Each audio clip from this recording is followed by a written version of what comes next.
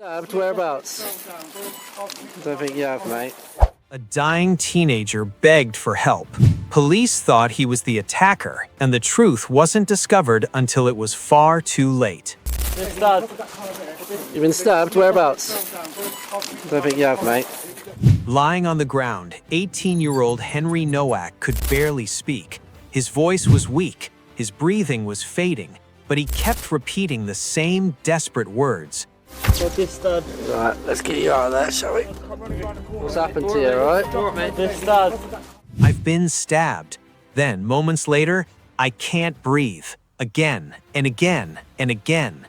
What officers didn't realize was that Henry wasn't making excuses, he wasn't resisting arrest, and he wasn't pretending to be injured. He was bleeding internally from a wound that had already begun taking his life.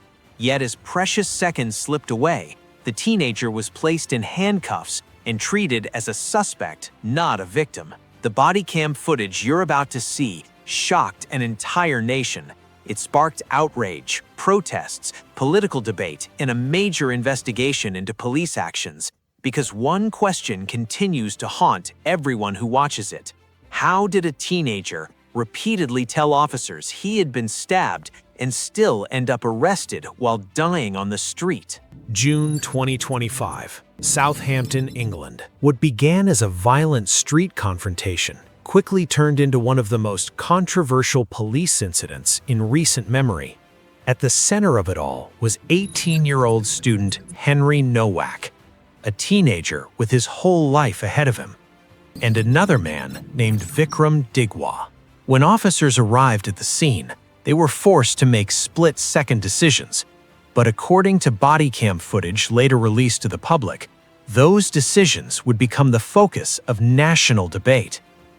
The footage was so disturbing that political leaders, investigators, and thousands of ordinary people demanded answers. The question everyone wanted answered was simple.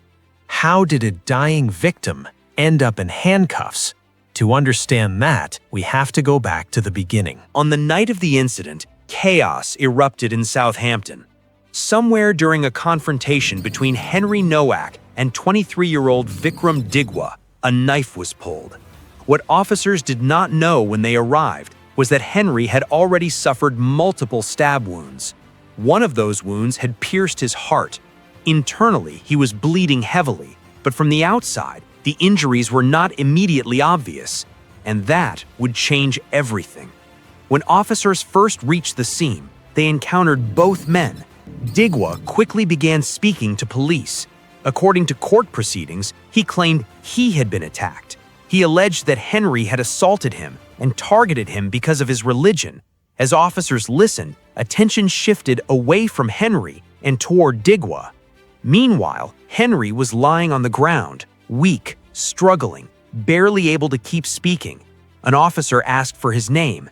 The teenager quietly responded, "Henry." That single word would become one of the most heartbreaking moments captured on camera. Because moments later, Henry repeatedly tried to tell officers what had happened. He said he had been stabbed, again and again. He said he couldn't breathe, again and again. But those warnings did not immediately convince everyone at the scene. Officers questioned where he had supposedly been injured. Some appeared skeptical. One officer reportedly responded that he didn't believe Henry had been stabbed. Another voice could be heard suggesting there were no obvious signs of injury. The problem was that the most serious wounds weren't easy to see. The fatal injury was hidden beneath the surface, and every second mattered. As Henry continued speaking, officers began treating him as a suspect, not as a victim. His hands were moved behind his back, handcuffs were placed on him, and while that happened, Henry kept repeating the same desperate phrase, "I can't breathe." According to his family, he said those words 9 separate times. 9 times.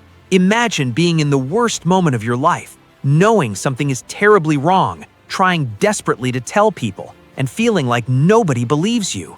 The footage shows Henry becoming weaker and weaker, his voice fading, his movements slowing, yet the situation continued moving in the wrong direction.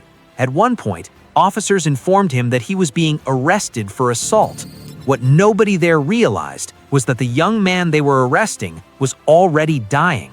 As the minutes passed, Henry's condition rapidly deteriorated. The internal bleeding was severe, his body was shutting down, and eventually he stopped responding.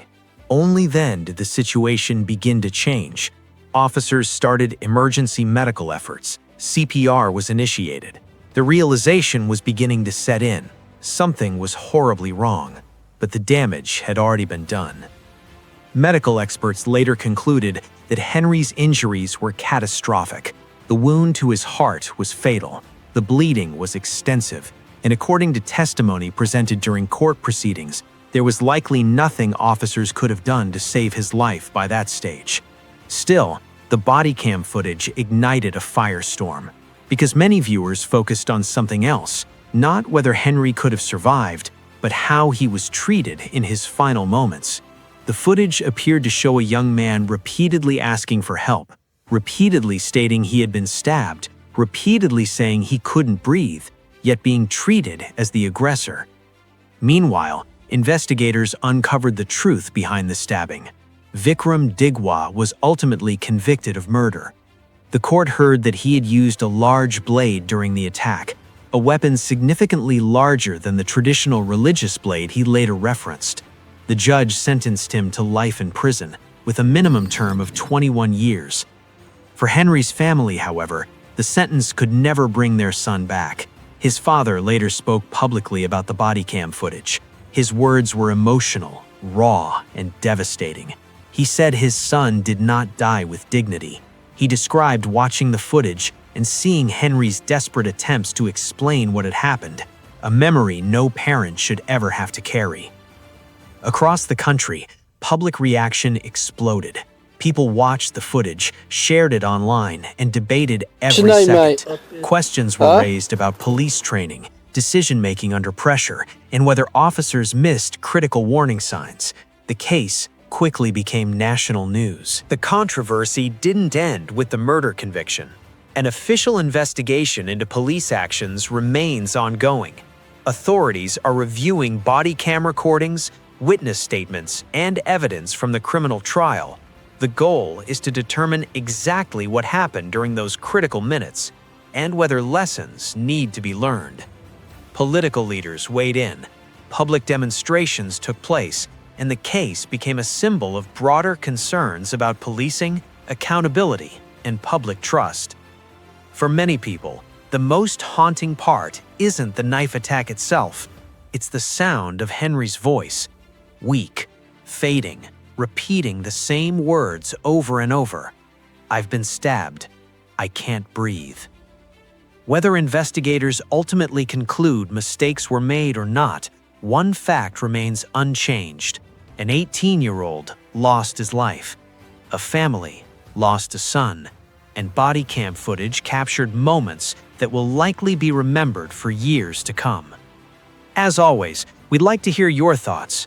After watching the footage and hearing the details of this case, what questions do you think still need answers? Leave your opinion in the comments below. If you found this documentary informative, make sure to like the video, subscribe to the channel, and turn on notifications so you don't miss future true crime investigations. Thanks for watching, and we'll see you in the next one.